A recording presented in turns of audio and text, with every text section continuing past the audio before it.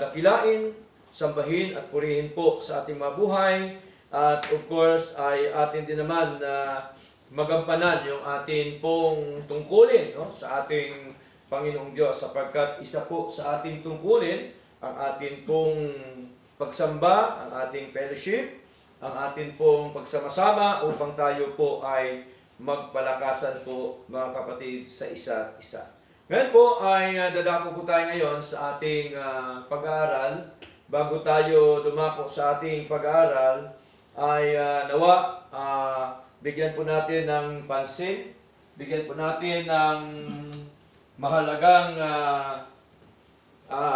pakikinig, no, yung mga aral po ng ating Panginoon, sapagkat ang aral po ng Diyos ay siyang nagbibigay po sa atin ng sigla, ng katab, nagbibigay po sa atin ng kalakasan sa atin pong pananampalataya, no, sa ating Panginoon. Kaya sabi po doon ng Romans chapter 10 verse 17, no, faith cometh by hearing, and hearing by the word of God. So, cometh, ibig sabihin, para tayo lalago pa, no? Para umangat pa yung ating pananampalataya. Hindi yung galing sa atin ng faith, kundi yung faith, ang salita ng Diyos, ang siyang nagbibigay pa sa atin ng faith, ng pananampalataya sa ating buhay spiritual. Kaya mahalaga po yung Word of God, mahalaga po yung salita po ng ating Panginoon. Ngayon po ay nung last week, yamang series po yung ating pinag-aralan na kung saan nakaraang linggo ay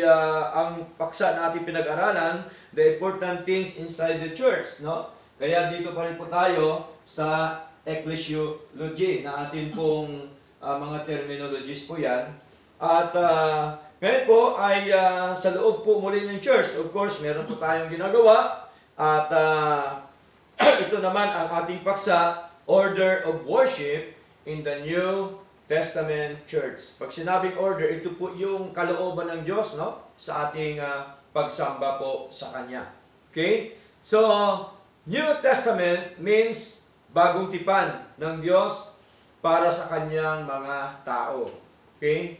Pag sinabing tao ng Diyos, ibig sabihin po, mga mananampalataya, tama po, mga anak ng Diyos, mga lingkod ng Diyos, okay, mga disipulo ng Panginoon, tayo po ay tinatawag po tayo na tao ng Diyos. Okay? Tao po tayo ng Diyos kasi si Lord ang siyang nagligtas po sa atin, mga kapatid.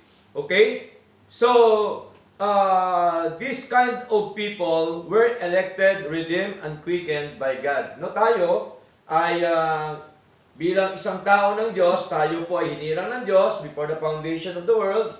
At tayo po naman ay tinubos ni Kristo, at tayo po ay binuhay na magmuli yung ating kalagayang patay na espiritual, no, sa harapan ng ating Panginoon. Kaya tayo po ay elected, redeemed, and quickened by God, no? Ang Diyos po lahat ang siyang gumawa po nito, mga kapatid, no? Kaya purihin po ang ating Panginoon. Okay?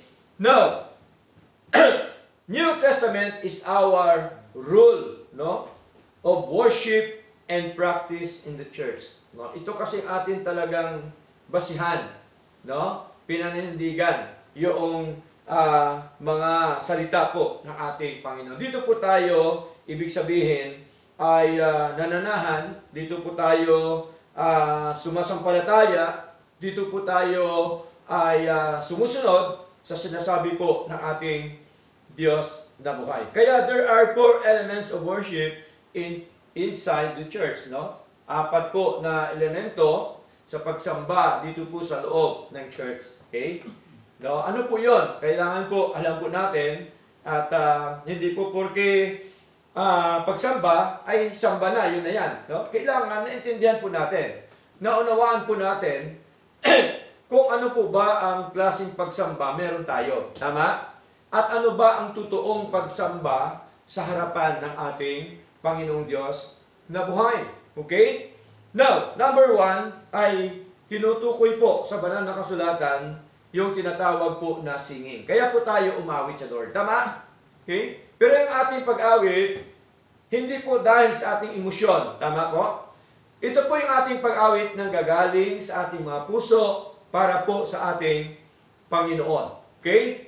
No, the disciple sang in the midst of the church. Maging ang mga disipulo, mga kapatid, ay umaawit po sila sa gitna po ng church. No? Ibig sabihin, sa loob ng church, sama-sama po sila, nagkaisa po sila, na umaawit po sa ating Panginoon. Di po ba ganun din ginagawa po natin? Amen. Kaya ang pagsamba po, wala hong bidang tao. Amen? Sino pong bida lang sa pagsamba? Si Lord lang. Sa Kanya ang kapurihan. Hindi naman kay pastor, tama? Hindi naman kay brother, hindi naman kay sister. Di po ba? Ang kapurihan po ay sa ating Panginoon. Kaya po dito, sabi po dito mga kapatid, sa Hebreo chapter 12, basahin po natin. Okay? Hebreo chapter 12, verse 2. Sabi po dito ni Lord, sa pagitan po ni Pablo, okay? Ay, sorry po, no? Hebreo chapter 2 po pala, hindi 12. Chapter 2, Hebreo chapter 2, verse 12, mga kapatid. Okay? Sabi po dito, basahin po natin, saying, I will declare thy name unto my brethren, in the midst of the church will I sing praise unto thee. So malinaw, na sinasabi, ibabalita ko ang iyong pangalan sa aking mga kapatid. Tingnan niyo po sa gitna ng kapisanan o ng church, ay aawitin ko ang kapurihan mo. So, meron pong singing, no? Meron pong pag-awit sa Lord. Okay? At dapat alam natin, ano po bang klaseng pag-awit sa ating Panginoon? Di ba ba? Kasi madali lang pong umawit. Tama po? Ang tanong, yung bang ay naawit natin sa Lord, ay biblical po ba yon? Tama? Kasi kailangan kasi talaga biblical yung ating pag-awit po sa Lord. Ano po yon? Okay? Now, ang gusto po ni Lord na ating pagsamba sa ating pag-awit sa Kanya, ang gusto po ni Lord, singing with grace in your hearts to the Lord. Yun po ang gusto ng Panginoon. Naawit po tayo na nanggagaling po sa ating puso. Hindi po emosyon ang gusto ni Lord, kundi ang awit natin may biyaya galing po sa ating mga puso. Okay? Kasi po mahalaga yung ating puso na nakikita po ng ating Panginoon. No, basahin po natin aklat po ng Colossians chapter 3, no? Sabi po dito, Colossians chapter 3 verse 16. Okay? Sabi dito, let the word of Christ dwell in you richly in all wisdom. So, sinasabi po ito ni Pablo sa loob po ng church habang sila po ay sumasamba sa Panginoon. No? Sabi dito ni Pablo, let the word of Christ dwell in you richly in all wisdom. So, ibig sabihin po mga batid, malinaw na manahan daw sa atin ng sagana ang mga salita ni Kristo. Ibig sabihin, ang basihan, ang batayan ng ating pagsamba ayon po sa salita ng ating Panginoon. Amen po? Yun pong ibig sabihin ni Pablo, mga kapatid. At ano po sabi dito? Teaching and admonishing one another in psalms and hymns and spiritual songs, singing with grace in your hearts to the Lord. So yun po ang tamang pagsamba. Na dapat umawi tayo sa ating ng kasamang biyaya sa ating mga puso para po sa ating Panginoon. Kaya po, mahalaga yung ating pag-awit po sa Lord, no? Kaya ang puso natin dapat ay ihanda natin sa ating pag-awit sa Lord. Kaya di po ba, madalas ko sinasabi, bago sumamba, i-prepare natin yung sarili natin sa Lord. Amen po? Kasi po, mahalaga po yung ating pagsamba, pag-awit sa ating Diyos na buhay. Hindi lamang po yun mga kapatid, even our Lord Jesus Christ, with His disciples, ganon din po ang ginawa nila. Umawit din po sila ng mga himno during the time. Habang sila po naglalakbay, papunta po sa Olibo, sa Mount of Olives. Basahin po natin mga kapatid. Matthew chapter 26, mga minamahal. No? Matthew chapter 26, verse 30 po. Sabi po dito, and when they had sung an hymn they went out into the Mount of Olives.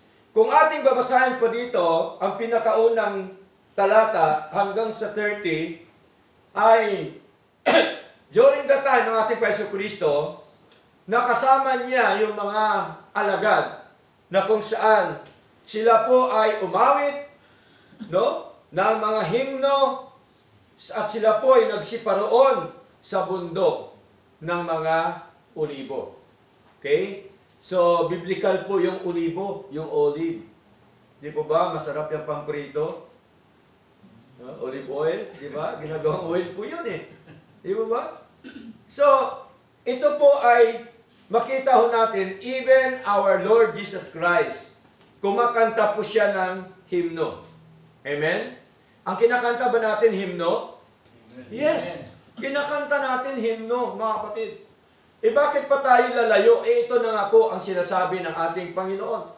Bakit pa tayo maglagay ng anumang mga abubot sa church? Samantala, ito na po yung tinuturo ng ating Panginoon. Hindi na po tayo dapat lalabas po sa katuruan ni Lord. Amen po? Sapagkat ang tunay na pagsamba ay inutos na po yan ni Lord. Sinabi na po ng ating Panginoon at ang atin na lang gagawin ay sundin yung ating Diyos. Amen po? Ganon din po ang ginawa ng ating Panginoong Heso Kristo. Kaya nga po, ang ating pag-awit ay sa Espiritu dapat at sa kaunawaan. No? Dapat naunawaan po natin, naintindihan po natin yung ating pag-awit po sa Lord, yung ating pagsamba, mga kapatid. Sabi po dito, basahin po natin 1 Corinthians, okay? Basahin po natin mga kapatid, 1 Corinthians chapter 14, okay, verse 15. Sabi po dito ni Pablo, meron po siyang tanong. No? Sabi po dito, what is it then? I will pray with the Spirit and will pray with the understanding also. I will sing with the Spirit and I will sing with the understanding also. Ano nga ito? Manalangin ako sa Espiritu at mananalangin din naman ako sa pag-isip. Aawit ako sa Espiritu at aawit din naman ako sa kaunawaan o sa pag-iisip. Tingnan niyo po, kung mahalaga na ang ating pag-awit ay galing po sa ating puso, galing po sa ating espiritu, na kung saan ang ating espiritu nakaugnay din po sa espiritu ng Diyos. Tama? Nakaugnay ba ang espiritu natin sa espiritu ng Diyos? Amen. Yes, nakaugnay po. Bakit? Anong sabi po sa Romans, mga batid? Romans chapter 8, no? Verse 14, sabi po dito, for as many as are led by the Spirit of God, they are the sons of God. Sapagkat ang lahat ng mga pinatubayan ng Espiritu ng Diyos ay sila ang mga anak ng Diyos. Tayo po ba ay pinatnubayan ng Espiritu ng Diyos? Amen. Mukhang mahina yata. Ano ba ang patnubay sa atin? Tayo po ba ay pinatnubayan ng Espiritu ng Diyos? Amen. Tayo po pinatnubayan. Tayong mga anak ng Diyos eh. Verse 16, the Spirit itself beareth witness with our spirit that we are the children of God. Tingnan niyo po. Malinaw po mga kapatid. Ang nagpatotoo po, ang Espiritu ng Diyos at saka ng ating Espiritu, nang sabi po ng banal na kasulatan, magkasama po yan na tayo mga anak ng Diyos. So, ibig sabihin, ang Espiritu ng Diyos at Espiritu natin, merong ugnayan. Amen po? Ibig sabihin po, konektado po yan. Tama? Kaya ang ating pagsamba, mga kapatid, singing with grace in your hearts to the Lord. Mahalaga po yon. At ang ating pag-awit sa Lord ay pag-awit sa Espiritu at sa kaunawaan. Dapat naintindihan po natin, naunawaan po natin ang ating pagsamba sa ating Diyos na buhay. Now, Ephesians chapter 5, basahin po natin.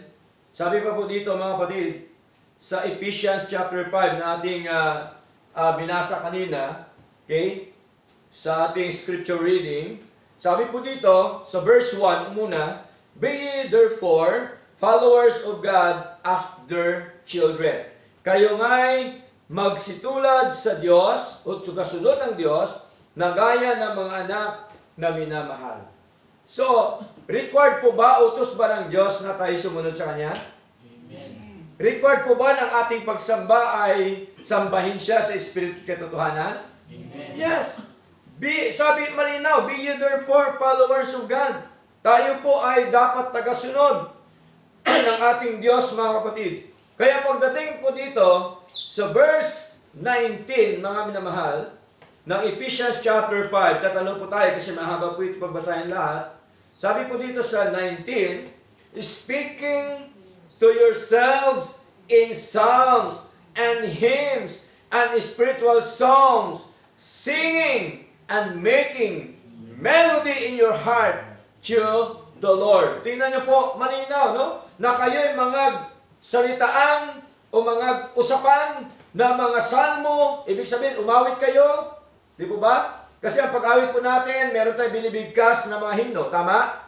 Tama po, may binabasa tayo, may binabigkas tayong himno, kaya sabi dito na kayo'y mga usapan o magsalitaan ng mga salmo at mga himno at mga awit na ukol sa Espiritu. Take note, mga awit na ukol sa Espiritu. Hindi ho sinabi ni Lord na ukol sa mundo. Amen po? Ukol sa Espiritu. Maliwanag po. At ang sabi pa po dito mga badid, na nangag-aawitan at nangagpupuri sa inyong mga puso sa Panginoon. So, ibig sabihin ng pagsamba, direct to God. Amen po? From our heart, from our spirit, direct to God ang ating pagsamba sa Kanya. Yun pong totoo at tunay na pagsamba. At alam niyo po ba, marami ngayong pagsamba, ang pinipenetrate po nila yung emotion. Tama po? Hindi yung emotion ang pagsamba dapat. Ang totoong pagsamba, ito po yung pagsunod sa nais po ng ating Panginoon. Tingnan niyo po, siguro lahat tayo nakaranas ng iba't ibang mga grupo ng pagsamba, di po ba?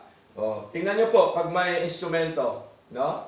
Pag may instrumento, nakikinig ka. Maya-maya, gaganon-ganon pa lang yan yung kamay mo. Di po ba? Pag may instrumento, di po ba? Kasi may tugtog po eh. Ang una yan, ang kamay mo gaganon-ganon pa.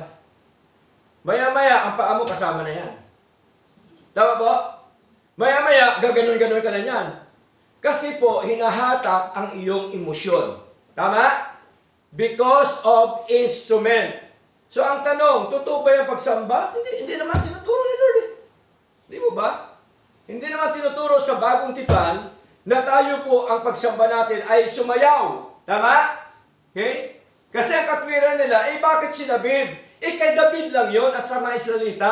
Tama po? Pero pagdating sa bagong tipan, because we are a New Testament church, dapat ang New Testament ang siya nating sundin. Tama? Amen. Dapat ito ang mga sinasabi ng Panginoon tungkol po sa ating pagsamba, mga kapatid. Kaya po hindi ho rason na si David dapat gayahin natin. Sino ba pwede natin gayahin? Si David pa o ang ating Paiso Kristo? Ang Panginoon Kristo hindi ho si David. Kasi po during Old Testament lang po yan na inutos ng Diyos na sila po'y magpuri, mga kapatid, sa ating Panginoon, mga minamahal. Okay? At sinamahan na po ni David ng mga instrumento during the time. Kasi si David mahilig po sa instrumento, mga minamahal. Okay? Kaya po, ang akusasyon naman ng marami, bakit pastor? Noong sila may instrumento, sumasamba sila sa Diyos, sumasayaw sila, inikutan nila ang wall of Jericho, bakit bumagsak? Ibig sabihin, because of the power of music? Hello? It is because of the power of man? No. It is because the power of God. Amen? Amen. Ang Diyos po ang siya nagpabagsak doon. Hindi dahil sa kanilang ginawa. Amen po? Maraming tao kasi, pag nakita na, wow, miracle. Di ba? Doon kaagad ang focus sa tao. Tama po? Tandaan po natin mga kapatid, ay ang Diyos makapangyarihan sa lahat. Amen? Mas siya po ang nakakaalam ng lahat. Siya po ang nakagagawa lamang ng mga bagay na nais po niyang gawin sa atin pong paglilingkod na ito. Kaya pag nahatak na pong emosyon, ano ka na, kulong ka na doon. Tama po? Kulong ka na doon. Hanapin mo na yun. Instrument. Kaya pagdating po dito sa kapela, maramdaman mo, parang patay naman. Di ba? Parang patay. Kung patay, dapat din na tayo awit. Tama? Bakit tayo maawit sa Lord? Na kahit walang instrumento. Okay? Kasi po, yun ang totoong buhay. Amen? Buhay ang ating espiritu. Buhay ang ating puso na umaawit po sa ating Panginoon. Tingnan niyo po, pag wala na instrumento, hindi na yan sasamba. Hello? Totoo po ba yan? Totoo yun. Pag wala instrumento yan, wala na.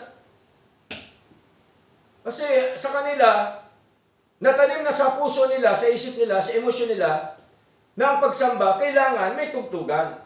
Pero tandaan po natin, sabi ng Panginoon, sa pagitan po ni David, yung mga instrumento po yan ay tinatawag po na play. Laro. Tingnan niyo po. No? Biblical po yan, mga kapatid. Sabi po dito, basahin po natin, mga kapatid, yung instrumento po hindi yung pagpuri sa Diyos, hindi yan laro, kundi yung instrumento na ginagamit nila. Basahin po natin, mga kapatid. Okay? Now, sa 1 Chronicles, okay, sabihin na po natin katotohanan sapagkat ayaw po ni Lord na hindi natin sabihin ang katotohanan para po malaman po natin na ito palang instrumento ay laro lang, paglalaro. No? Basahin po natin. Okay? 1 Chronicles chapter 13 verse 8. Mga kapatid. Sabi po dito, and David and all Israel, tingnan nyo take note. And David and all Israel played before God with all their might and with singing and with harps and with psalteries and with timbrels and with cymbals and with trumpets. Tingnan niyo po. Malinaw po. No? Kaya pagdating po sa verse 9, no? Ay ito pong si Uza, during the time na inutos po ni Lord sa kanya na dalhin ang kaban ng tipan ng Panginoon. No, sabi ni Lord, itulak mo ang kariton na nilalagyan ng kaban ng tipan ng Panginoon. During that time po kasi, yung kaban ng tipan ng Diyos, nandun yung presensya ng Diyos sa Old Testament. Tama? Nandun po yun. Maselan po yun, mga kapatid. Okay? Anong ginawa ni Uza? Dito rin po sa talata pong ito, mga kapatid. No? Ang sabi dito, and when they came unto the threshing floor of Chidon, Uza put forth his hand to hold the ark, for the oxen stumbled. Tingnan niyo po. Imbis na itulak ko niya para po makalating sa another place, mga kapatid, anong ginawa ni Uza? Hinawakan niya, mga kapatid, yung kaban ng tipan ng Panginoon. Okay?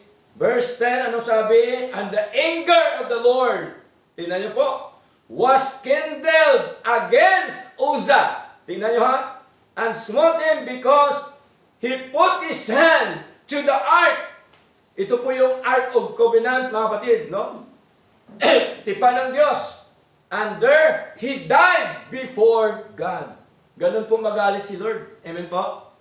Pagka mali ang ginagawa mo sa utos ni Lord, no, may tendency po na ikaw ay buburahin ni Lord dito po sa mundo. Kasi ayaw po talaga ni Lord, mga kapatid, ang masilang bagay, ang totoong bagay, ang pagsamba sa Diyos, na hindi dapat palitan sapagkat ito po ay nakasulat na, mga kapatid.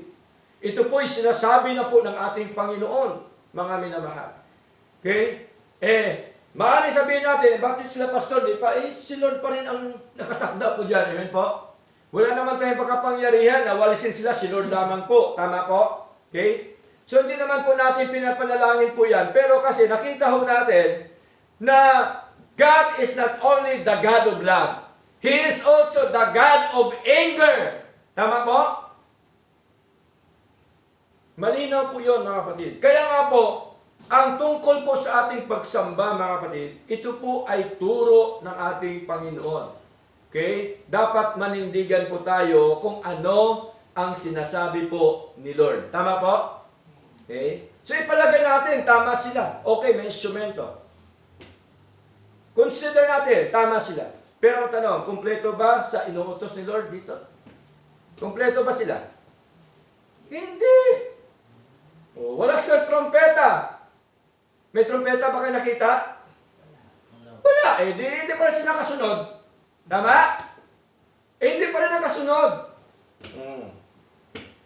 Bakit natin sundin yon? Eh, ang sundin natin, yung New Testament Church. Yung tinuturo ng Panginoon, yung utos po natin po si Kristo, na ito dapat ang tunay at totoong pagsamba sa ating Panginoon. No? Singing with grace in your hearts to the Lord, singing and making melody in your hearts to the Lord. No, minsan may nakasharing po ako, ang paniniwala nila sa tinatawag po na making melody in your hearts to the Lord, instrumento daw. Eh, melody nga eh. Yung himig. Di po ba? Ang pag-awit ba natin may himig?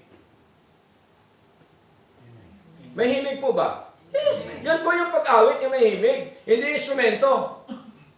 Okay? Ang pag-awit mo, galing sa iyong puso sa Lord, meron po yung himig, mga kapatid. Okay? Malinaw po yan, kaya huwag tayo maniwala na ang melody, instrumento, hindi po. Hindi totoo po yan, mga kapatid. Okay? Binabaliktad nila, no? Tinitwist nila yung katotohanan para lamang mapagtakpan yung kanilang maling ginagawa sa pagsamba sa ating Panginoon. Kaya hindi tayo dapat matakot na isiwalat ang katotohanan. Amen po? Kasi ito po yung katotohanan ni Lord eh. Okay? Ano man ang kanilang sabihin, ano man ang kanilang gagawin sa atin, dapat manindigan po tayo. Amen po? Sapagkat ang katotohanan ang siyang tatayo. Amen? So malinaw po yun, mga kapatid, na singing is a part of a New Testament worship. Ang singing po, yung ating pag-awit sa Lord. Okay? The scriptures give repeated instructions to sing in the church, but never to play. Ayaw ni Lord na tayo maglaro-laro sa ating pagsamba sa Lord. Amen po? Kailangan ang pagsamba ay maayos na pagsamba sapagkat ang Diyos nating paglingkuran, Diyos ng kaisan. Amen? Diyos ng kaisan. Eh ano naman kung ilan lang tayo, basta tayo nananahan sa katotohanan. Amen po? Amen. Eh ano naman kung ilan tayo, ilan na lang tayo, mga kapatid. Ang malaga, may manindigan tayo sa katotohanan. Tama po? Ito ang sinasabi po ng ating Panginoon tungkol po sa ating pagsamba na tayo po umaawit sa ating Panginoong Diyos na buhay. Ang nag-umpisa po ng organ, okay, during the time, according to the history o church history, ang nagsimula po na magkaroon ng organ, ang Papa po sa Roma, that was 666 AD. No? Si Papa Vitalia during the time. Sila po nagsimula niyan na matugtugan. Hanggang sa lumaganap na, hanggang sa kung saan na, di po ba? Oh, hanggang sa panahon natin ngayon, mga kapatid. Okay? Pero ang tamang pagsamba po, singing with grace in your hearts to the Lord. Number 2, kasama po ng ating pagsamba, yung tinatawag po na prayer. Kaya nga po, may prayer tayo. Opening prayer, tama? Closing prayer. Kasi po, biblical po talaga yan. Ang pagsamba nila sa Lord during the time. Ganon din, may pananalangin din po sa Lord. The Lord called this house the house of prayer. Natandaan niyo po, nagalit si Lord? Di ba? Sa templo, marami nagtitinda. No? Marami nagtitinda. Parang, kung imaginein mo, para bagang Quiapo. Maraming nagtitinda po. No? Okay? Parang palengke. Sabi pa nga nila, may nagtitinda pa ng kalapate. Sa banal na kasulatan, mga kapatid. Pero nagalit si Lord doon, mga kapatid. Okay? Nagalit siya. Sabi na, hindi nagagalit si Lord. Nagagalit si Lord. No? Pinagsabihan niya.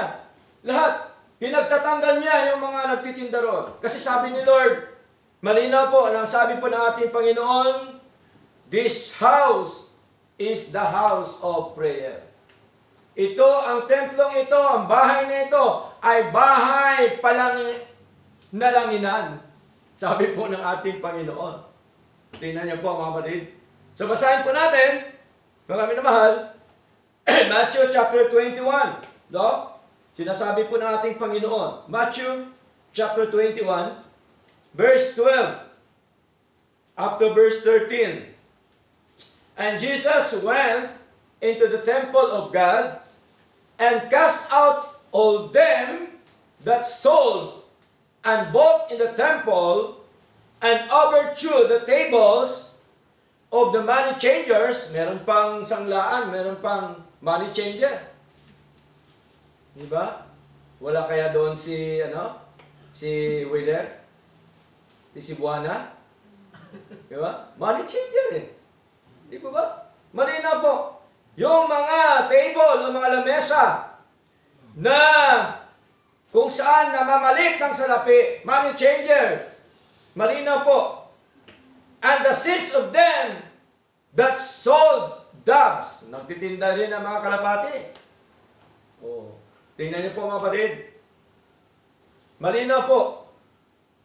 At pumasok si Jesus sa templo ng Diyos at itinaboy niya ang lahat na nangagbibili at nangamimili sa templo at ginulo niya ang mga dulang ng mga mamamalit ng salapi at ang mga upuan ng mga nagbibili ng mga kalapati. Tingnan niyo po. Ibig sabihin, tinanggal po ni Lord, pinag-aalis po niya. Verse 13, and said unto them, sinabi po ng Panginoon sa kanila, it is written, my house shall be called the house of prayer, but ye have made it a den of thieves. Tingnan niyo po, at sinabi niya sa kanila, nasusulat, ang aking bahay ay tawaging bahay panalanginan, datapwat ginawa ninyong yungib ng mga tulisan o ng mga magnanakaw. O tingnan niyo po, mga kapatid, no? So, mahalaga yung prayer. Kaya yung church, mga kapatid, ay malinaw po na kung saan sa pagsamba po sa ating Panginoon, nandun po yung ating prayer. Kaya ang prayer dapat maayos. Amen? Ang prayer dapat, wala yung mga gulo-gulo dyan, no? Ang ating pagsamba sa Lord. Okay? Kaya po, di po ba, ang bahay panambahan po natin, nililinisan natin maigi yan. Kasi para kay Lord. Amen po? Amen. Nilinisan yan, mga kapatid. Okay? Ginagawa natin yan para sa ating Panginoon. Kasi po, mahalaga na isa po sa ating pagsamba ang ating pong pananalangin sa ating Panginoon. Acts chapter 1, basahin po natin. Acts chapter 1, verse 14. No? Acts chapter 1, verse 14.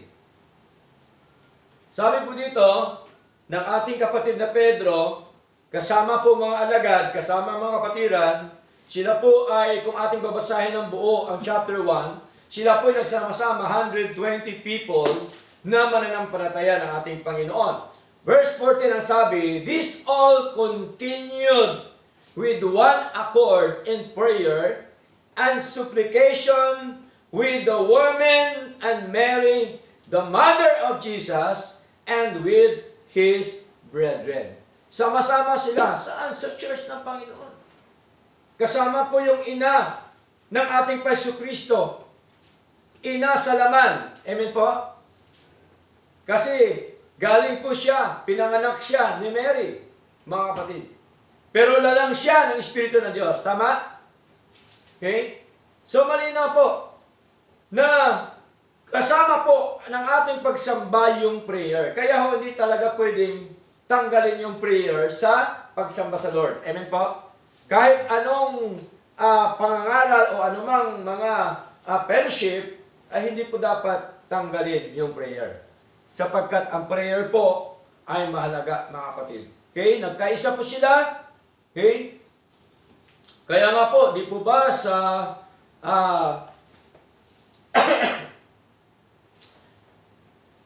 First Thessalonians chapter 5 verse 17, ano sabi po doon ni Pablo? Pray without ceasing ba? Ceasing, hindi mo sisi ha.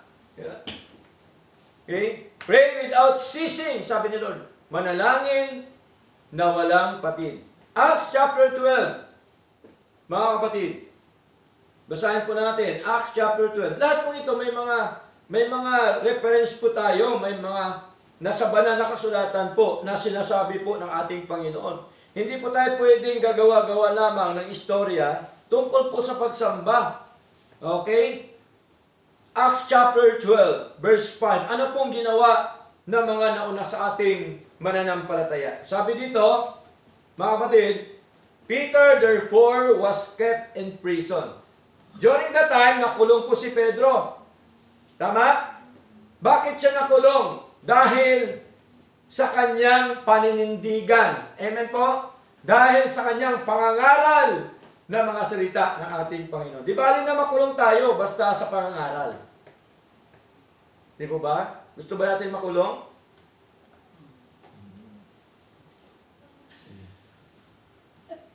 Okay? Ayaw natin, siyempre. Pero, kung kailangan na ibahagi ang salita ng Diyos at sila'y magagalit para makulong tayo, okay lang yan, mangangaral pa rin tayo sa kulungan. Tama po? Katulad po sa ginawa ni Pedro, mga kapatid.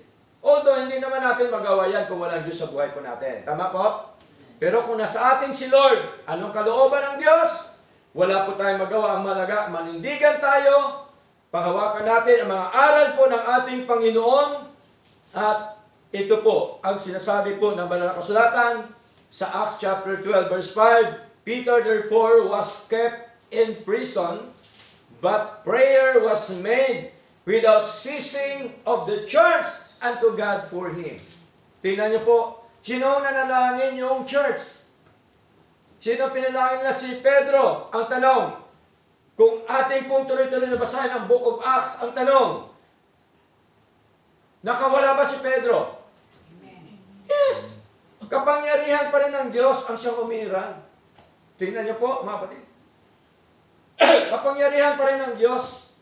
Sa mga susunod na mga chapters po, nabasa po natin dyan, na si Pedro po ay pinawalan ng ating Panginoon. Si Lord po, binuksan ng Panginoon ang pinto ng kulungan at siya po'y nakalabas, mga kapatid. Kaya ang sabi ng gwardya, unang bantay, sabi niya, ano ang dapat kong gawin? Sabi ni Pedro, manampalataya ka, ikaw at iyong sambahayan ay maliligtas. Kaya sabi ng mga Armenian, tingnan mo, manampalataya ka lang. Ang buong mong sambahayan kasama pa maligtas. Saan sila maligtas? Doon sa parusa ng hari. Amen? That is temporal salvation. Sa parusa ng hari, sapagkat pag nalaman ng hari, ano ang gagawin sa kanya? Parusahan din po siya. Okay? Ang sinabi po ni Pedro, that is temporal salvation. No? Manampalataya ka, at ang iyong sambahayan, ikaw ay maligtas. Tingnan niyo po, mga kapatid. So nakita natin saan sila maligtas, sa galit doon ng hari na nagpakulong, o sa gobyerno na yon na nagpakulong kay Pedro. So malinaw po yan, mga kapatid. No? Sama-sama sila sa church. Sa kanilang pagsamba, pinapanalangin po nila si Pedro na kung saan nawa, sabi nila, ayon sa banal na kasulatan, ay ito si Pedro makalabas doon po sa kulungan. Okay? Next, ano pa po, mga kapatid? Acts chapter 2, puro Acts po ito, mga kapatid, during the time. No? Talaga hong matindi ang kanilang mga sinapit sa kanilang paglilingkod sa Lord. Pero ang kagandahan lamang, kahit po maraming mga pagsubok, nandun pa rin ang kanilang kagalakan sa kanilang paglilingkod sa Lord. Acts chapter 2, verse 42, sabi po dito, and they continued steadfastly in the apostles' doctrine. Nagpapatuloy sila. Hindi sila huminto. And fellowship, no? Sa doktrina, sa pagsama-sama o sa fellowship, and in breaking of bread. No? Sa kanilang fellowship na nagsama-sama sila sa pagkain ng tinapay. O di po ba? Kaya tayo merong fellowship of breaking of bread. Tama po? Kaya mamaya, napakaraming tinapay po dyan, biyaya po ng Diyos. Breaking of bread. Biblical po yan, mga kapatid. Ituloy ho natin. And in prayers. Okay? Hindi lamang doktrina, nagpapatuloy sila. Hindi lamang po doon sa kung ano bagay, kundi nagpapatuloy siya sa doktrina, sa fellowship, breaking of bread, and then ang kanilang pananalangin po sa Lord. Kung ating babasahin ang chapter 2, tungkol po sa kanilang pagsamba sa ating Panginoon. Kaya maraming nakikinig during the time doon po sa sinasabi ng ating kapatid na Pedro bago po siya nakulong noong time na yon, mga kapatid. So, malinaw po, prayer is a part of New Testament worship. Kaya may prayer po tayo. Number 2, preaching, pangangaral. Okay? Pangangaral ng salita ng Diyos. Okay? Actually, ang mga apostol during the time, mga lingkod ng Diyos during the time, ang pangangaral po nila, hindi lamang po Sunday. Ang pangangaral po nila ay araw-araw. Daily. Basahin po natin. Acts chapter 5, mga kapatid. Okay?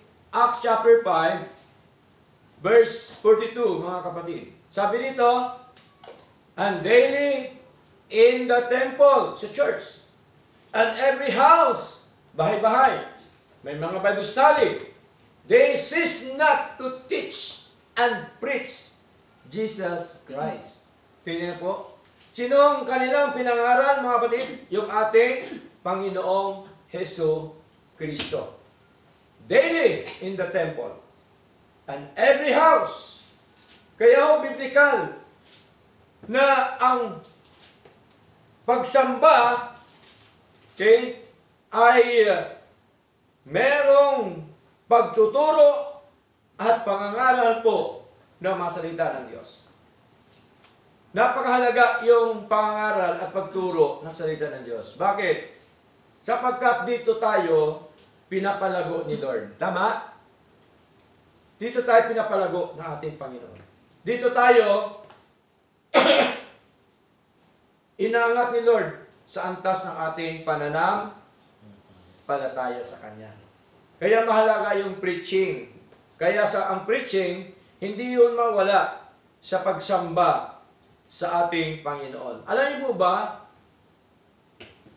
during the time, mga kapatid, sila po ni Pablo ay nangangaral sila until midnight. You know, tagal, no? No? Until midnight po ang kanilang pangangaral. Hindi ho, ilang oras lang. Kaya ang dahilan kung bakit merong nalaglag. No? Sino ang nalaglag? Si Eutico. Nalaglag po siya sa hagdan dahil sa antok. Sa bintana. No? Dahil, siyempre, siguro, walang tulog dahil sa antok. Pero, ang punto dito, ang pangangaral dapat lagi. Amen po? Okay? Kaya ho, basahin po natin ang aklat po ng Acts chapter 20. Okay? Acts chapter 20, verse 7. Sabi dito, and upon the first day of the week. Ano po ba ang first day of the week natin? Sunday. Hindi po Monday ha, Sunday po, no?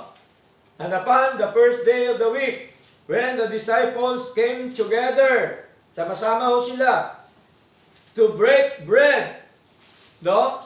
Paul preached unto them, ready to depart on the morrow, and continued his speech until midnight. Tingnan niyo po, no? Tuloy-tuloy po. At ng unang araw ng isang linggo, na kami nagkakapisan, nagkakatipon upang pagpuputol-putulin ang tinapay, si Pablo ay nangaral sa kanila na nangag-akalang umalis sa kinabukasan at tumagal ang kanyang pananalita hanggang sa ating gabi. Ayun naman pala may katwiran. Diba? Kasi aalis na po si Pablo. So, sinulit na po ni Pablo, mga kapatid. Okay? Pagka tuloy-tuloy natin, meron nung nalaglag po dyan. Kaya po, napakasarap basahin salita ng Diyos. Very interesting ang salita ng Diyos. Okay? So, malinaw po, mga kapatid. Preaching. Tuloy-tuloy po dapat. Okay? Ang pangaral. Acts chapter 15. Verse 35.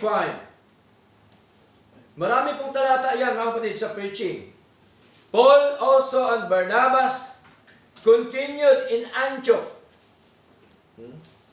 Hindi ho na Antok ha. Kasi baka mabasa natin na Antok. Hindi ho, Antioch. No? Kaya minsan, brother, uwi ka na ba?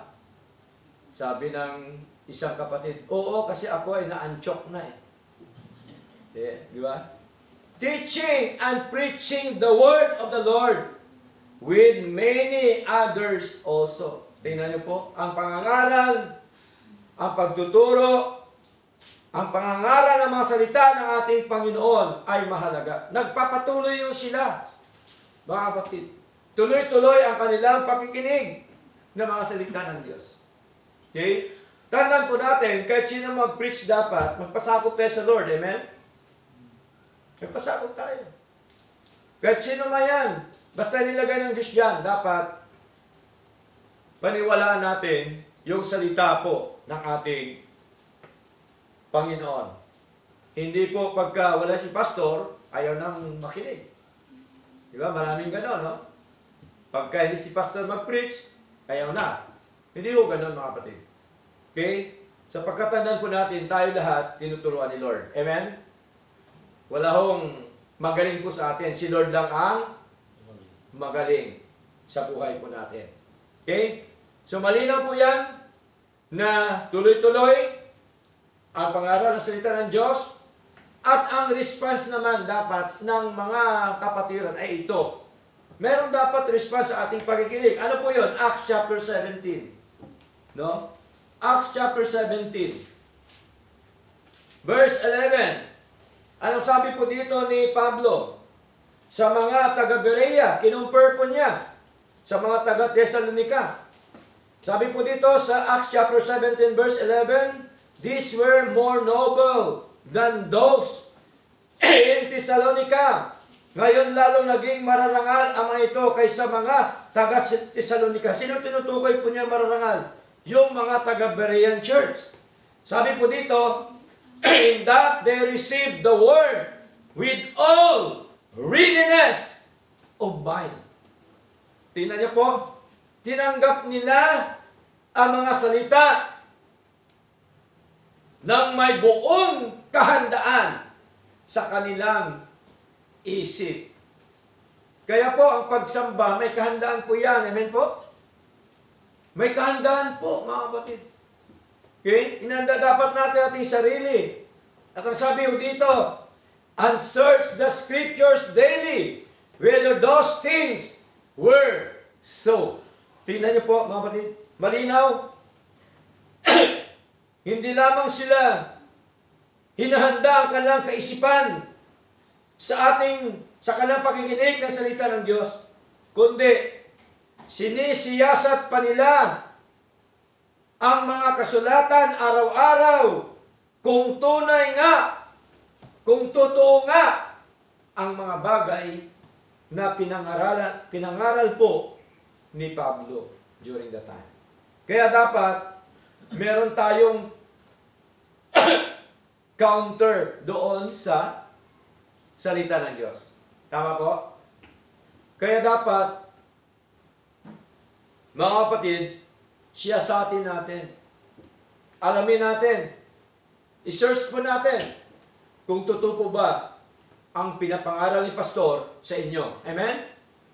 Kasi kailangan dapat yan, may ano po yan eh. Alam mo, ito ba ay totoo ba? Sinasabi ni Pastor, kanyang mga salita ng Panginoon. So dapat nandoon yung ating pag-search, no? Pag-aaral ng mga salita ng ating Diyos na buhay. Okay? Tayo po ba ay nag-aaral ng salita ng Diyos? Amen. Okay? Dapat tayo mag-aaral, mga kapatid. Kasi habang sabi ng Ecclesiastes, habang tayo nabubuhay, hindi natatapos ang pag-aaral. Hindi po yan natatapos habang buhay po tayo. Tama po? Kasi hindi naman tayo ganap eh. Tama? Hindi tayo ganap lahat. Kailan pa tayo mag-aral? Okay? Huwag natin sabihin na alam ko na yan, alam ko na to, alam na yan. Hindi po. Okay? Yan pong kaisipan po na yan, kaisipan po ng pride ng isang tao na hindi na siya maturuan ng Panginoon. Hindi po. Kaya mga kapatid. Sino man yan, saliksikin mo, alamin mo kung tama ba yung sinasabi nila. Mga kapatid. Okay? So, malinaw po na dapat maging handa ang ating kaisipan at dapat tayo ay araw-araw na magsaliksik ng mga salita ng Diyos. Okay? So, tatlo po yan, mga kapatid, ang tinuturo po ng Panginoon sa atin, sa ating paglilingkod na ito, para tayo lumago, sumigla, lumakas ang ating pananampalataya sa Lord. Ang ating buhay spiritual. Okay? Gusto ba natin lumago tayo sa Lord? Amen. Mukhang mahina yata. Gusto ba natin lumago sa Lord? Amen. O gawin natin. Ano gagawin natin, Pastor? Mag-usap-usap ba tayo? Hindi. Ano gawin natin? Manalangin araw-araw. Tama? Tama po ba? Amen. Manalangin tayo araw-araw. Sino manalangin araw-araw? Minuto, Pastor. Minuto-minuto. Mas maganda yun. Diba? Bawat sister tumataas ba? Kaya pala ang taas si sister, ganyan eh. Minuto-minuto. Tama po yun. Okay? Minuto-minuto, manalangin tayo sa Lord. Bawat kilos natin, Lord, nawa. Okay? Pero ang bibig mo, dapat, pagka maraming tao, nakaano lang. No? Kasi baka mamaya isipin, ay, ano nangyari dyan? Diba? Kasi meron panalangin private prayer. Tama? Meron din naman, manalangin ka sa labas, pero ang puso mo, tama? Ang nangungusap po sa Lord. Tama po yun. Okay? So, tayo, tinuturuan lang tayo ni Lord kung paano manalangin. Amen po? Kaya panalangin mahalaga. Huwag nating kaligtaan. Ang mga hindi nanalangin ngayon, umpisahan nyo na po ng panalangin sa Lord. Bakit? May pangailangan po ba tayo? Wala. Eh kung wala ka ng pangailangan sa Lord, huwag ka na manalangin. Di ba? Lahat naman tayo nangailangan sa Lord. Amen po? Amen. Kaya manalangin tayo araw-araw. Bakit ipagkait natin? Di po ba? Para naman sa atin po yun. Tapos pag nagkaroon ng problema, di po ba? Oh, iyak-iyak sa Lord. Pero ang tinuturo ni Lord na manalangin araw-araw, pray without ceasing pa sabi ni Lord, ayaw mong gawin. Di po ba? Gawin natin. Gusto mo pala lumago, gawin natin. Kapatid, huwag ka na magtaka kung bakit hindi ka lumalago. Nanghihina ka dahil kulang ka sa pananalangin sa Lord. Amen? Mahalaga ang panalangin sa ating Panginoon. 30 minutes, 20 minutes, pananalangin sa Lord. 1 hour, pananalangin sa Lord. Hindi mo ba ibigay sa Lord? Hindi mo ba? Ang buhay mo nga, binigay ni Lord Tama mo? Lakas mo, bigay ni Lord. Trabaho mo, negosyo mo, bigay ni Lord. Tapos, pananalangin, hindi natin magawa. Pangalawa, anong kasunod? Para maging matatag tayo sa Lord. Pagbabasa ng mga salita ng Diyos. Sino po ba nagbabasa sa atin? Magbasa tayo. Hindi naman sinabi nila na magbasa tayo, ubusin mo na yan sa isang araw, nabasa ng Biblia. Hindi ho. Dapat systematic ang pagbabasa. Meron kang oras sa pagbabasa araw-araw kay Lord. Amen po? Bago ka manalangin, magbasa ka muna. Bago ka matulog, magbasa ka, manalangin ka sa Lord. Di po ba? Merong komunikasyon. Tama? Kaya maging matatag ang ating relasyon sa Lord dahil meron tayong komunikasyon. Sa pamagitan ng ating panalangin, tayo ang nagsasalita sa Diyos. Sa pamagitan ng kanyang mga salita nating binabasa, si Lord ang nangungusap sa puso natin. Amen po? Ganun po ang sekreto po dyan mga kapatid. Once na mawala na po yan, asahan mo po, mga kapatid, sigurado po yan, lanta ka pa sa gulay ang iyong buhay espiritual. Sure po yan. Sure yan. Hanggang sa ikaw ay mapahamak na. Mali-mali na mga desisyon sa buhay. Ginagawa mo na kung ano ang gusto sa sarili mo. Doon ka na pala dumadaan sa tinatawag po na Broadway. Maluwang na daan. Dapat i-maintain po natin na tayo dumaan sa daan ng Panginoon. Amen? Kaya sabi ni Job, dadaanan niyo ba ang dating daan na ang dulo ay kasamaan? Tingnan niyo po. Meron palang dating daan na ang dulo ay kasamaan. Na-prove po natin yun. So malinaw po, mahalaga yung ating pagbabasa sa Lord ng salita ng Diyos. 30 minutes, 15 minutes sa pagbabasa. Tandaan mo lang kung saan ka nahinto. Tama? Tuloy-tuloy dapat yung ating pagbabasa. Para alam natin, hindi man natin yung kabisado lahat, pero tiyak ako mga kapatid na merong ipaalaala ang Espiritu ng Diyos sa atin. Amen? Kasi paano ka palalahanan ng Espiritu ng Diyos? Hindi ka naman nagbabasa. Tama po? Tapos lagi natin Lord, nawa, ipaunawa mo sa akin. Nawa, Lord, ang banal na Espiritu ang siyang kikilos para maintindihan ko munawaan. Paano mo munawaan? Hindi ka nga humahakbang. Hindi ka nga nagbabasa. Pero kung nagbabasa ka, tiyak po yun, merong ituturo si Lord sa atin. Amen po? Mahalaga ang pagbabasa, kapatid. At ang pagbabasa po ay pagkain ng ating kaluluwa o espiritu. Pagkain po yan Huwag nating gutumin. Amen po? Kaya dapat sa paglilingkod sa Lord, balansyado, hindi puro physical lang pinapakain. Amen? Dapat pinapakain din ang ating espiritual ng mga salita ng ating Panginoon. Kasi gutom na po yan, mga kapatid. Okay? So malinaw po, ano pang pangatlo? Yung ating fellowship, yung ating pagsamba sa Lord. Amen po? Para tayo ay sumigla, tumatag sa ating paglilingkod sa ating Panginoon, katulad po nito. Sapagkat kung wala ng fellowship, kung wala ng pagsamba, hindi mo na marinig ang salita ng Diyos, ang aral ng Panginoon, sapagkat ang aral ng Diyos ay tunay na aral ng ating Panginoon, may tendency po, mga kapatid, na manglulupay-pay po tayo, manghihina, hanggang sa tayo po ay mawala na sa paglilingkod po sa ating Panginoon. Magugulat ka na lang na ikaw pala ay nasa mundo na. No? Yun po yun ang katuruan. Ang totoo, ang tamang katuruan. Kaya mahalaga yung preaching, mga kapatid. Pangangaral na masalita ng Diyos. Philippians chapter 1. Basahin po natin. Mga kapatid. Philippians chapter 1 verse 5.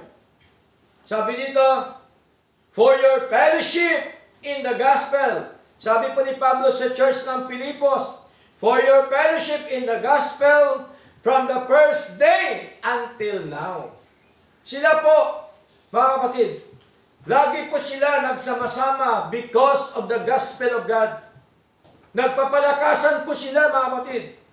At ang sabi po ni Pablo, from the first day, mula nung sila po'y unang nakarinig ng salita ng Diyos, ang sabi ni Pablo, until now, hanggang ngayon, tuloy-tuloy pa rin po sila sa paglilingkod sa ating Panginoon. Kaya po ang paglilingkod, mga kapatid, hindi po isang linggo lang, hindi po isang taon lang, hindi po 10 taon lang, mga kapatid. Ilang taon na po tayo dito sa church? 11 years na po yung church ng Panginoon. Hindi lamang po yan. Kundi ang paglilingkod sa Lord dapat lifetime. Amen? Habang nabubuhay ka sa mundo, dapat walang tigil ang ating paglilingkod sa Lord. Sapagkat yun po ang kalooban ng ating Panginoon.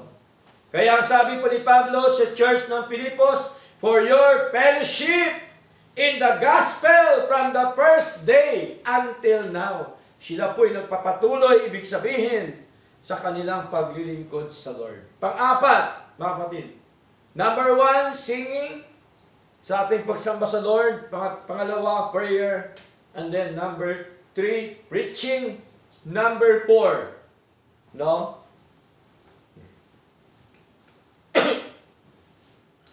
Ito po ang maraming mga Kristiyano na kinaayawan. Yung giving. Okay? Alam po natin, tinuturo po natin dito na ang ating pagbibigay, yung tinatawag po na grace giving. Tama? Pag sabing grace giving, hindi ka pinipilit. Kusang loob. Tama? Na masaya ka na magbigay sa Lord. Kaya nga, cheerful giver ang sinasabi ng ating kapatid na Pablo o ng ating Panginoon. Ko, mahalaga po yung giving. Kasama po yun, mga kapatid, sa ating pagsamba sa Lord. Totoo po ba? Kasama po yun. Bukod sa ating katawan, na haing buhay, meron pong giving, mga kapatid, para kay Lord. Okay? Pero ang giving na ito ay kusang loob, mga kapatid. At dito po kahit kailan, wala hong tumututok sa atin na ano po ba yan? Sibot? Oh, hindi tayo tinututukan. Hindi po yan, mali po yan. Tama? Kasi po, napakasarap magbigay ng kusa. Amen? Amen. Totoo po yan. Masarap po magbigay ng kusa, mga kapatid. Hindi sa pilitan, sabi ng Biblia. Okay? Ano pong ating basihan sa banal na kasulatan? Naalala niyo po ba nung pinanganak ating Yesu Kristo? Sino ang dumalaw sa Kanya? Si Gaspar ba? Si Baltasar ba? Sino pa ba yung isa? Na sinasabi nila? Yung Melchor ba? Totoo ba yan? Yung Gaspar, Melchor, Baltasar? Hindi po, unbiblical po yan. Sabi-sabi lang na yan ng mga aral ng tao. Sa Biblia, wala ho. Walang Melchor, Gaspar, at Baltasar. Okay? Tao lang po yan ang pangalan dyan. Sa Biblia, tinutukoy po 3 wise men. Wise men, mga matatilinong tao. Mga pantas na nag-alaga ng mga tupa during the time. Okay? Nakita nila ang bituin. Pinuntahan nila yung tapat na bituin. Kasi alam nila na merong ipanganak. Tama po ba ang kanilang sinasabi? Tama po. Pinuntahan nila at nakita po nila ang ating Yesu Kristo na pinanganak nakahiga sa sabsaban. Tingnan niyo po mga kapatid. Ano ang ginawa nila? Basahin po natin, mga kapatid. Aklat po ng Matthew. Chapter 2. Verse 10. Up to verse 11. And when they saw the star They rejoice with exceeding great joy. Tingnan mo po. At na makita nila ang bituin, ay nangagalak sila ng di kawasang galak. Okay? Verse 11, and when they were come into the house, they saw the young child with Mary's mother, and fell down and worshiped Him. Tingnan niyo po.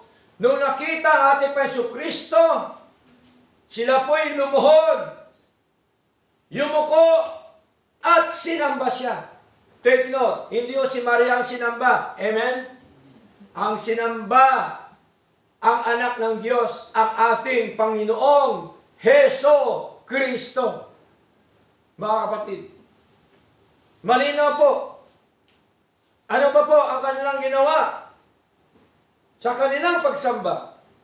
And when they had opened their treasures, they presented unto Him gifts, gold and frankincense, and myrrh. At nagsipasok sila sa bahay, at nakita nilang sanggol na kasama ng kanyang inang si Maria. At nangagpatira pa sila, at nangagsisamba sa Kanya.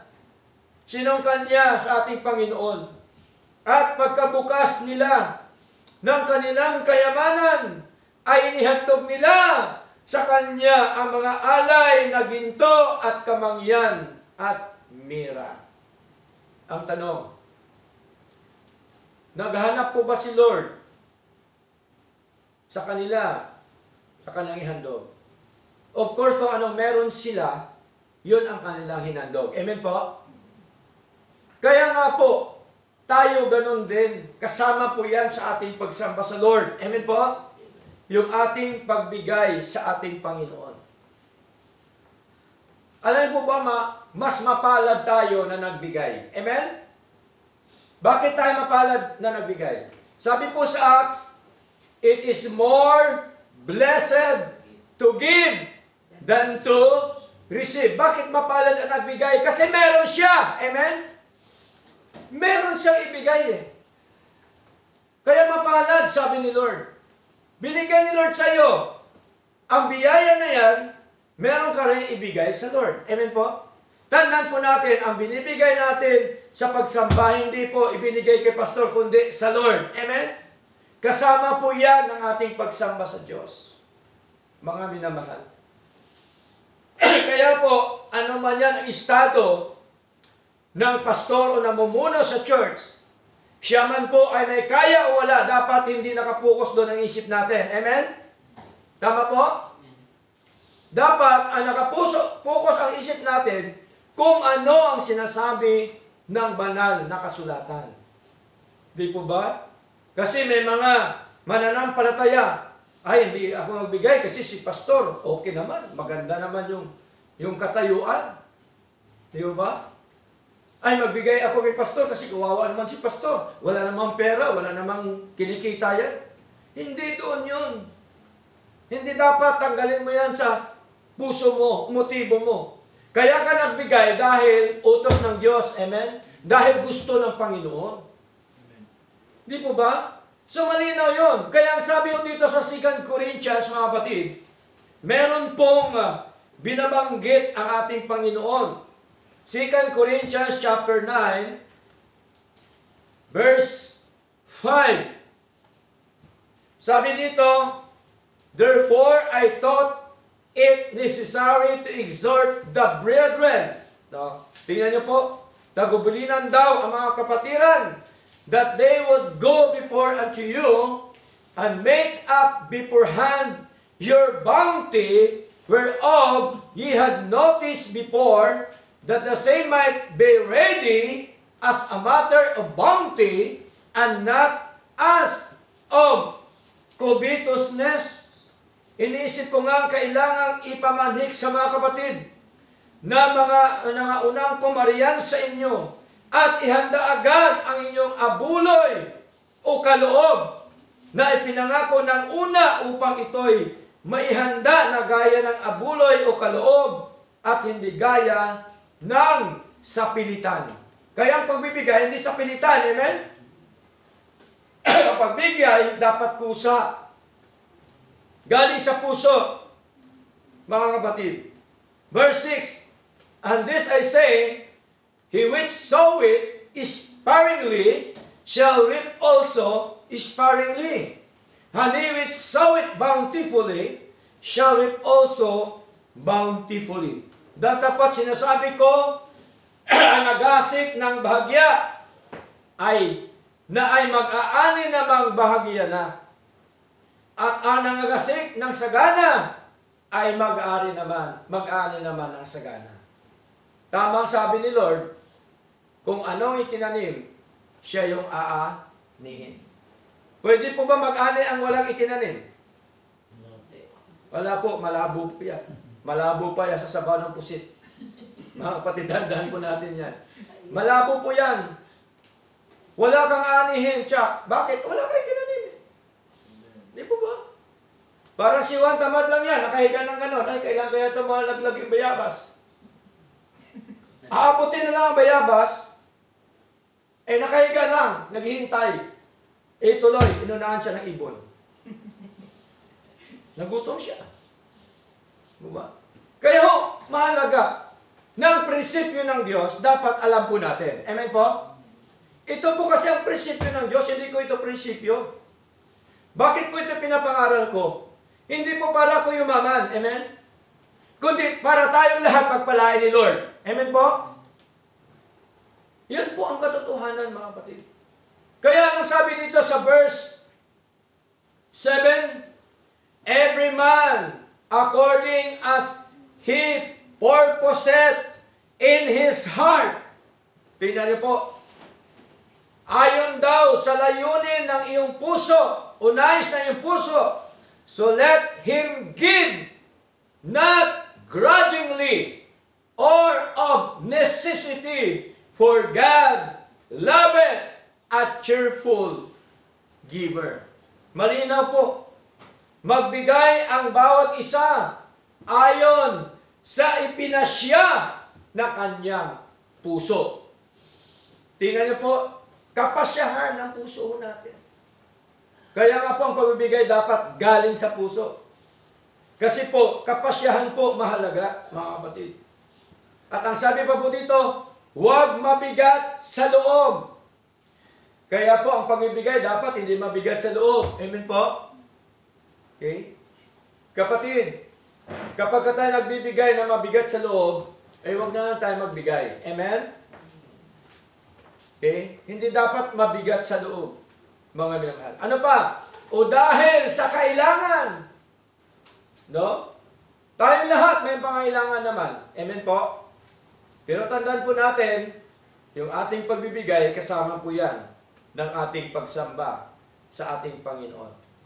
Huwag mabigat sa loob o dahil sa kailangan, sapagkat, tingnan niyo po, take note, sapagkat iniibig ng Diyos ang nagbibigay na masaya. Di po ba? Di ba masaya pag nagbigay ng pusang loob? Tama? Masaya ba tayo nagbibigay sa Lord? Amen. Amen. Dapat tayo masaya, hindi dahil sa kailangan. Okay? Kasi ang ating ginagawa na ito, mga kapatid, para lang tayo nagasik. Para po tayo ay merong aanihin. Tama? Ano po yung aanihin natin? Siyempre, ang aanihin natin, mga kapatid, yung binigyan na tayo ng buhay ni Lord na mahaba, ani na po yun. Tama? Lahat. Lahat aspeto sa buhay natin. Trabaho, negosyo, bigyan tayo ni Lord. Yun po, mga pag-aani na po yan, mga kapatid. Kaya po, malinaw, nang sabi po ng Panginoon, for God loveth a cheerful giver. Kaya, tingnan niyo po, wala naman tayong iniikot-ikot na lagayan ng pera. Tama po? Okay? Kaya, kasi ang gusto ni Lord, kusang loob na magbigay tayo sa gawain ng Panginoon. Katulad po ng wise men during the time. Hindi naman po sila inaturga. Tama? Hindi naman sila sinabihan, oy, magbigay kayo. Tama po? Kusa ba sila na nagbigay? Yes, kusa sila nagbigay. Yung wise men, dala-dala nila yon. Okay? Binigay nila kay Lord. O di po ba? Okay? Pero kung ating subaybayan yung mga ginawa nito ng wise men, may blessing agad na dumating sa kanila. Anong blessing? Sinabihan sila ni Lord na huwag na silang bumalik doon sa dati nilang dinaanan. Umiwas sila kasi naghihintay yung hari sapagkat sila ay papatayin. Sinong hari yon? Herodes. Blessing ba yun ni Lord? Yes, blessing ni Lord yun. Oh, inilayo ka sa kapamakan. Amen po? Ganun din ang nangyari sa kanila. Kaya mahalaga po mga kapatid. Okay. Now, first day of the week, let every one of you lay by him in store. Malinaw po yun. It is more blessed to give than to receive. The true worship cannot be changed. Ang totoong pagsamba, hindi po yan nababago. Amen? Kasi po, nandito na po yan, hindi pwedeng baguhin ang sinuman. Nakasulat na po yan eh. Sinabi na po yan ni Lord. No? The true worship cannot be changed by worshipers. No? Ano pa po? It is already on the commandment of God. Sapagkat ang kautusan ng Diyos o ang ating pagsamba, nandyan na yan sa mga utos ng ating Panginoon. Amen po? Ang gagawin naman po natin, sundan, sumunod sa utos po ng ating Panginoon. Now, reflection. Bago tayo magtapos. Reflection. When we hear the word worship, we often think of singing hymns, no? Yun po ang madalas nating sa ating isip. Singing hymns, prayer, preaching the word of God, or attending church. While these are good example or expressions, no? The Bible reminds us that true worship is much deeper. Bakit sinasabi na mas malalim? Sapagkat dapat ang pagsamba ay biblical. Tama? Dapat sa sinasabi ng ating Panginoon. Okay? Ano pa sabi dito? It is a lifestyle. Ang pagsamba dapat lifestyle na natin. Amen? Pamumuhay na dapat natin. Yung pagsamba sa Lord, mga kapatid. Paul tells us that offering ourselves to God, living in holiness, and making choices that honor Him is the kind of worship He desires. Tingnan niyo po. Sumalinaw po yun. Ano pa po? God looks not only at our voices, but at our hearts, motives, and actions. Tingnan niyo po, si Lord po hindi tumitingin yan sa boses natin. Amen? Kahit man anong boses natin sa pagsamba, sa pag-awit sa Lord, hindi yun niya tinitingnan yan kung ikaw ay magaling sa magandang boses mo. Sa harapan ng Diyos, ang malaga sa Kanya, yung ating puso, ang ating mga motibo, at ang ating aksyon sa ating pagsamba sa Lord. Tingnan po natin ha. Jesus also taught that worship must be in spirit and in truth. Hindi po pwedeng hiwalayin ang spirit and truth. Tama? Kailangan magkasama yan. Kailangan pagsamba sa katotohanan na sinasabi po ni Lord. This means worship flows from sincere heart. No? Dapat tapat ang puso natin. Sincero ang puso natin sa pagsamba sa Lord. And is guided by God's Word, not by empty rituals or outward show. No? Ang pagsamba po, hindi ho ritual. Di ba? Tama? Maraming mga pagsamba ngayon, puro ritual. Di po ba? Ang iba, bakit ritual? Maglagay ng kandila, kung ano-ano pang ginagawa sa pagsamba, hindi ho dapat. Kung ano sinasabi ni Lord, Yun po ang ating gagawin. At hindi po ito outward show. Hindi mo pinapakita yung panlabas na anyo sa iyong pagsamba sa Lord. Kundi, ang pagsamba dapat ay nanggagaling sa ating mga puso at sincere dapat ang ating puso sa ating pong pagsamba sa ating Panginoon. Yun po ang tunay na pagsamba, singing, prayer, preaching, and giving sa ating paglilingkod po sa ating Panginoon. Nawa, tayo po ay pinagpala ng mga salita ng Diyos at sa Diyos ang lahat ng karangalan at kaluwalhatian. Brother Luis?